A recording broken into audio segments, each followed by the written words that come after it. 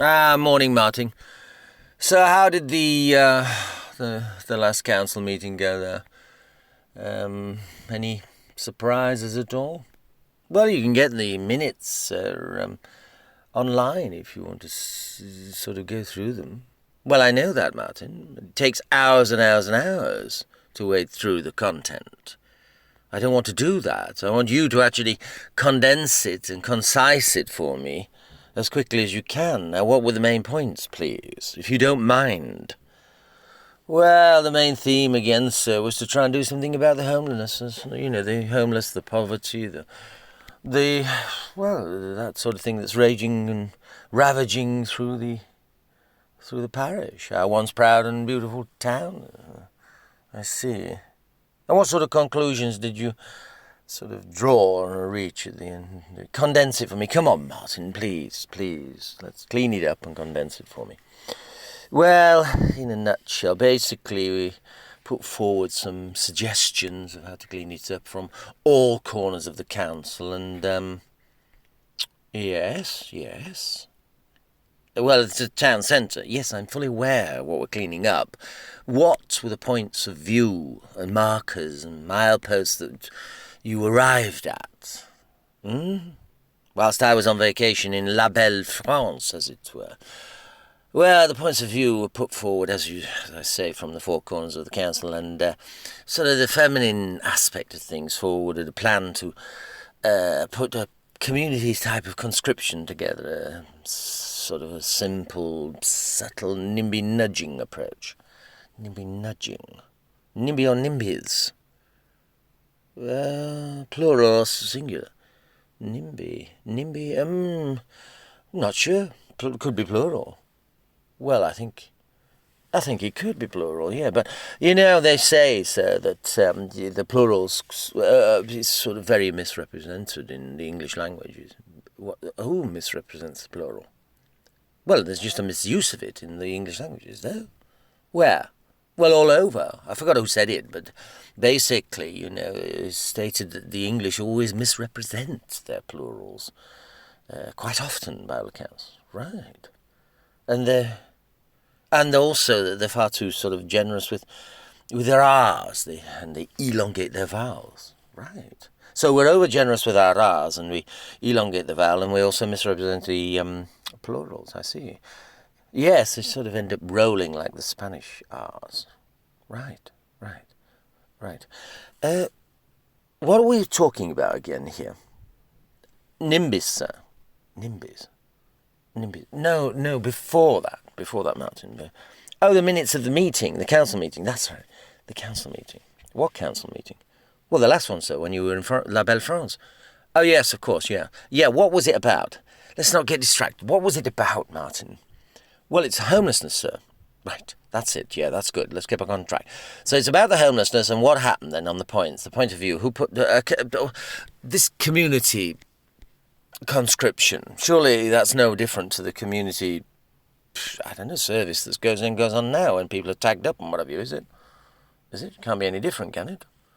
To the conscription? Well, no, so one's obviously enforced, but legally. This one would be a sort of a voluntary type of conscription. Right. And this is, well, is it going to sort of bring back our proud and once proud, beautiful town or not? It seems to me, I mean, we've got tags on the people now and we can't enforce what's going on with law. So how are we going to sort of nudge them or NIMBY nudge them into action in a community type conscription? Well, the reason nobody turns up is because, you know, why don't they turn up to the actual, it's law enforced and they don't turn up. Well, why not? And they got tags on them, don't forget. And I mean, they should be turning up because we've got a taxi service now that's virtually running round the clock, haven't we? Yes, 24 hours. You see, that's another thing. We've got a taxi service to pick up the tagged team of the parish, and it's 24/7. It's costing there's a horrendous bill for it, and I mean they're only working 9 to 5. So why are we got it running 24/7? Well, because some of them are getting picked up from jobs and things, but nightclubs. Well, yeah, from pubs and stuff. They come straight out of there, and they are using taxis to get home, I suppose. Well, no, to get ready for their work, for their community service. I see. So we're now running a taxi service, or you want to run a taxi service, an extended taxi service for the tramps. Well, it's a little bit like that. A little bit like that. I think the taxpayers, the council taxpayers, are either going to sort of take a levy off them for the Lush House or the Licensed Victuallers Association to pay extra to get the tramps around in taxis. I mean, is this going to combat? Well, it hasn't combated anything to do with this burgeoning tent community. So what else have we put forward? Come on, we can't extend the taxi service. Well, the next point was sprinklers from the business quarter and the shops and stuff, right? And a person, in the council, Jenkins, sprinklers. What's that all about? Well, sprinklers, under the disguise of enhancing the floral look of the town, we've noticed, or Jenkins have noticed that outside Betty's tea rooms and various tea rooms that have sprinklers on their hanging baskets, that it disperses the tramps, as it were. They don't muster there. Muster. You're making it sound as this loutish, slovenly behaviour is almost military. You mean, well, a lot are ex-military, sir, the tramps brigade sort of thing. Oh, right. Oh, well, anyway, what happens? Well, it's sort of outside Betty's and the Kit Kat Club. The Kit Kat Club? Yeah, it's in the Montpellier. They've got these hanging baskets that are watered and sprinklers sort of thing. And, 4 times a day keeps the tramps away. That's a new saying. Is it? 4 times a day keeps them away? Well, not bad. The Jenkins has thought of this. Good. And, of course, I like the idea of that. So it sort of rids them of sort of sitting and begging outside various prestigious establishments in Old H Gate, of course. Good idea, not bad idea. Jenkins, you say? Any more think tank views, leanings towards? Well, there's another one that they were from sort of a liberal side of the council. They thought that possibly a wine fountain that would be placed outside of town. A wine fountain? So that obviously if you're an alcoholic or, Alcoholics Challenge as such, that you'd walk out of town, down to the far end of the Stray, which is about, it's quite miles away, and get a little wet down of wine free at the wine fountain. A wine fountain. Yes, sir. It's typical of the Liberals to think of that. So, you think that they're going to be able... Well, do you think they'll walk to get a free glass of plunk? I mean, we're putting them all in taxis. Surely they'll use the taxi to get there. Well, that's the thing. We'd have to sort of cancel that thing out. And we were hoping that, that the walk there, or the walk back, as it were, they'd sort of sober up a little and things. I see. I don't think that's going to help anyone that's sort of alcoholically challenged to dry out if we actually build a fountain full of red wine or white wine or a font of Chablis or something, bubbling constantly. I can't see them. They'll sleep by it and just fill themselves. Well, it'd be on a bit of a one press only glassful, so right. And I suppose you'd want some cigarette machines nearby as well that were free. Well, that was just their sort of. It's not mine, of course, but it's a good cock stride out of town, and it's on a reward system, and a bit like sort of coaching hamsters and stuff. They always toodle a distance to get a bit of water and a bit of corn and fodder, as it were. And at the end of this, what were you thinking, sort of, to build another tavern or something? Because they did this where the watering holes were concerned, wasn't it? The spring water, when it bubbled up, this is how towns came to exist, is we ended up with the tramps and thieves building their own bordellos and bars and taverns and coaching houses at the end where the spring waters were, hence where our towns came to. So where this water fountain is, what we're going to just build another tent community or something and destroy that part of town. This sounds pretty ludicrous.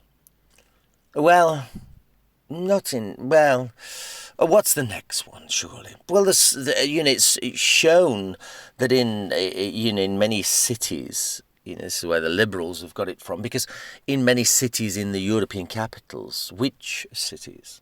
Well, mainly in the Netherlands, Amsterdam and so, it's shown that it reduces the impact of, shall we say, degradation in the town centre if you build a necessary font or fountain of wine or vice of such sorts. Well, that's the thing, isn't it? I mean, let's face it, Martin, that's one of the vice capitals of the world that you've just mentioned, where people fly in to engage in vice. Thailand has the same. They're virtually bubbling fountains of vice that you can drink from.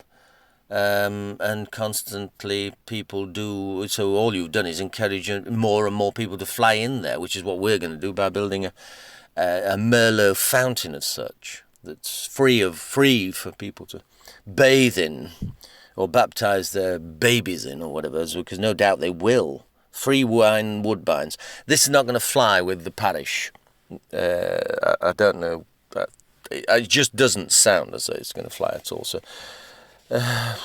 any more? I mean, the only ones working now at the moment is a rinse down of rainwater onto the top of them through floral display. What was the other one? Well, that was... are you sure the other one's not got any... Well, of course it's not got any legs. I mean, supplying tramps with, to suck on stogies and slake down swill, free, is hardly going to go into the stray ferret local newspaper online, is it? It's hardly going they're hardly going to want to pay for that, are they? Anyway, they probably find a way of carrying it back. They'll trailer it back or something. So what about anything else? Yeah, nothing? There must be... Well, there was a little sort of far-right issue by Hugh Wensley Wetterstall. Oh, God. Hardline Hugh gone. What did he have to say? I didn't even know he was still in the council. Well, apart from having drawn and quartered and shot at dawn, he suggested, though the hardliners of the council suggested a sort of a tough stand, a sort of kangaroo lasso stockade type of thing. Right. A cold turkey cooler or something, that's it. Where, well, he'd have the people, put into a stockade basically and dry down. He'd seen it in Italy or something. It'd taken place. He'd actually, captured all the drunks on New Year's Day with lassos, and put them into cages and sent them to a virtual dry-out dog pound. I see. You see, the problem with Hugh is he didn't realise that these people have rights.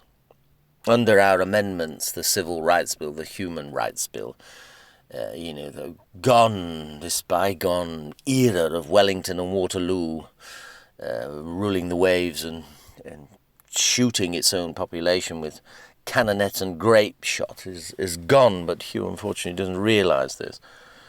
It seems we might be stuck with option 2 on the floral. Rainwater, isn't it? So what's been done? Is any plans or any testing? Well, we've tested it. We've built a small models, and we've timing and location is the most important thing. Timing, location. What's timing and location?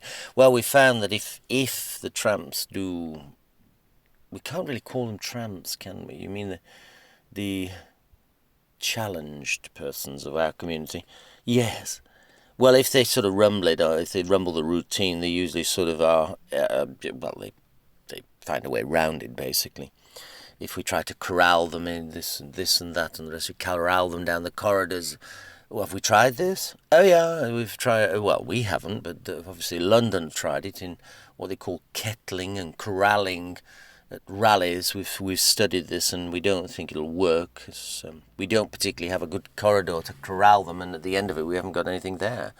apart from if we do that, sort of build sanctuary and shelter, we think that possibly that would be the way. So we've got to build a corral, and for these sort of challenged of our community. What are we doing? Building another township or something for them? A tramps township? We can't say that's a challenge, right? So the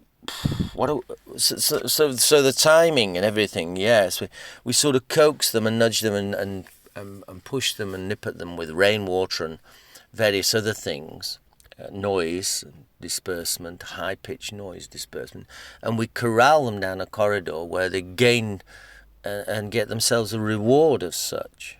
Not a wine fountain at the end of it. No. We were thinking possibly, meals like the Red Cross give meals, 3 square meals or something, and shelter and away from the harsh rain and what the rain that we created. Well, sort of.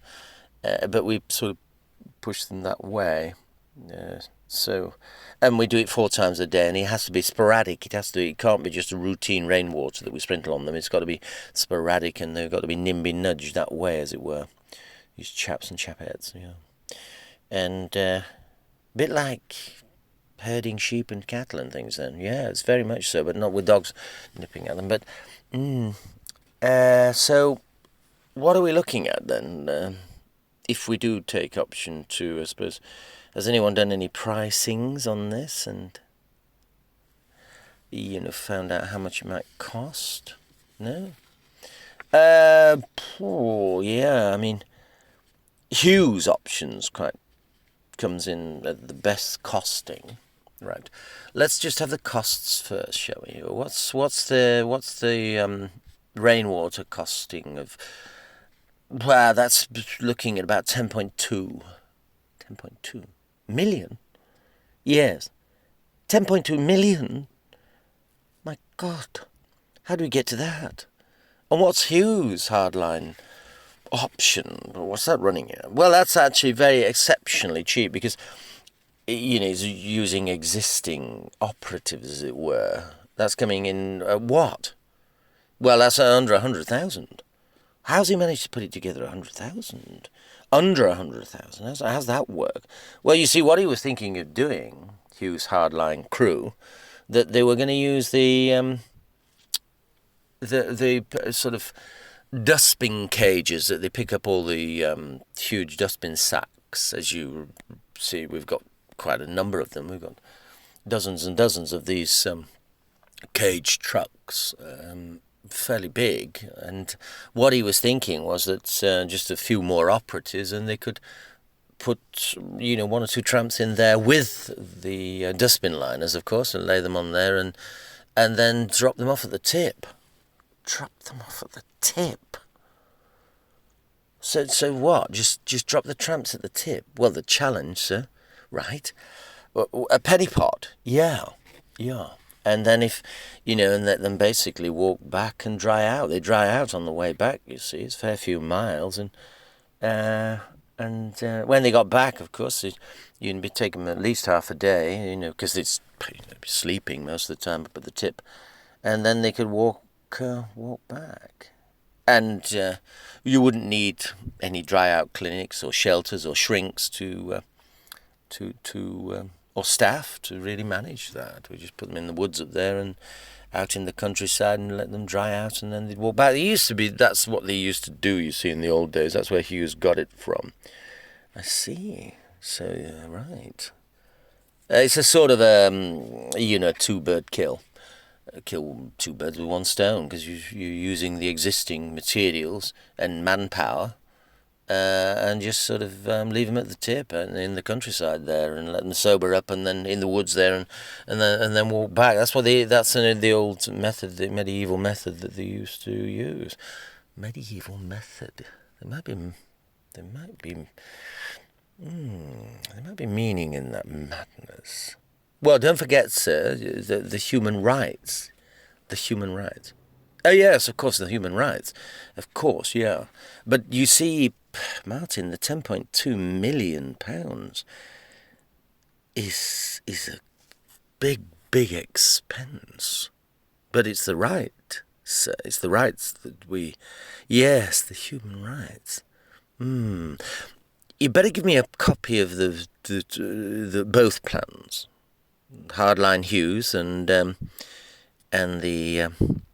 option of the rainwater pacifists, as it were. Yes, but don't forget, so you mentioned the right. Yes, I know about the rights. Thank you, Martin. That's fine. But remember, we are on a budget squeeze, and it's a terrible sort of tease. This terrible budget squeeze.